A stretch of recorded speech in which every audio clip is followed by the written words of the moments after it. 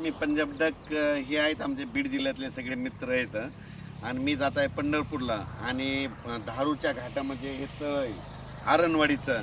तर यावर्षी ह्या म्हणजे उन्हाळ्यामध्ये म्हणजे मी 31 मे पर्यंत 80% भरलंय आणि ह्या तळ्यास त्या जनता म्हणजे लाभ क्षेत्र आहे त्यांच्यासाठी एक आनंदाची बातमी सांगतो.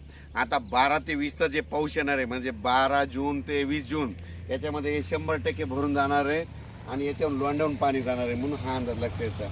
पण राज्यातल्या सर्व शेतकऱ्यांना सांगू इच्छितो, आज आहे 7 जून, 7, 8, 9, 10 दररोज पाऊस वाढत जाणार आहे. पण 12 जून ते 20 जून हेवी रेन इन महाराष्ट्र म्हणजे महाराष्ट्र सगळीकडे मुसळधार पाऊस पडणार आहे 12 ते 20 म्हणून सर्व शेतकऱ्यांनी काय करायचं, शेतीचे काम आटपून घ्या. आज आणखीन 2-3 दिवस देखील आहे पण आज देखील राज्यात भाग बदलत पाऊस पडणार आहे म्हणून हा अंदाज लक्षात येतात. त्याच्यानंतर 12 ते 20चा पाऊस पडणार आहे. सगळ्यात जास्त पूर्व विदर्भ, पश्चिम विदर्भ, दक्षिण महाराष्ट्र, उत्तर महाराष्ट्र, कोकणपट्टी, खानदेश, मराठवाडा सगळीकडेच पडणार आहे. पण राज्यातल्या सर्व शेतकऱ्यांना सांगू इच्छितो की म्हणजे आज 7 जून पासूनच राज्यात मी म्हटलं होतं ना 6 जून पर्यंत तुम्ही कामं आटपा. 7 जून पासून म्हणजे आजपासून बघा दुपारी 3च्या नंतर राज्यात ठिकठिकाणी पाऊस सुरू होणार आहे. काल देखील खूप ठिकाणी पाऊस झाला, नाशिककडे झाला, पुण्याकडे झाला, दौंडकडे झाला, आज देखील पहाटे सोलापूरकडे खूप झाला.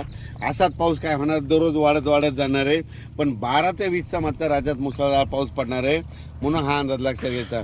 ज्यांचे कोणाचे आणखीन थोडे कामं राहिलेले असेल तुम्ही 11 जूनपर्यंत 11-12 पर्यंत कामं आटपून घ्या म्हणून हे अंदाज सगळ्यांना लक्षात येतं. आणि ज्यांच्या शेतामध्ये पेरणीसाठी ओल असं तर तुम्ही 12 तारखेपर्यंत पेरू शकता.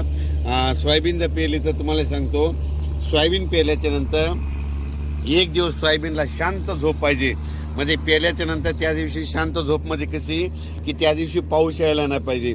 पाऊस जर पडला तर ती थापटून जाते म्हणून एक माहीत असं सांगितलं. पण राज्यात मात्र तुम्हाला सांगतो की 12 ते 20च्या दरम्यान मुसळधार पाऊस पडणार आहे. पण आज 7 जून पासून राज्यात भाग बदलत पाऊस सुरू होणार आहे म्हणून हा अंदाज लक्षात येतो. हे बीड जिल्ह्यातलं आरणगावचं इथे साठवण तलाव आहे, 80% भरला आहे आणि आता ह्या 12 ते 20मध्ये मात्र 100% भरून जाणार आहे. आणि यावर्षी बीड जिल्ह्यामध्ये जिथे छोटे तलाव आहे सगळे भरून खडे देखील फुटणार आहे, सगळ्या विहिरीमधून वरून पाणी वाहणार आहे म्हणून हे बीड जिल्ह्यासाठी आनंदाची बातमी.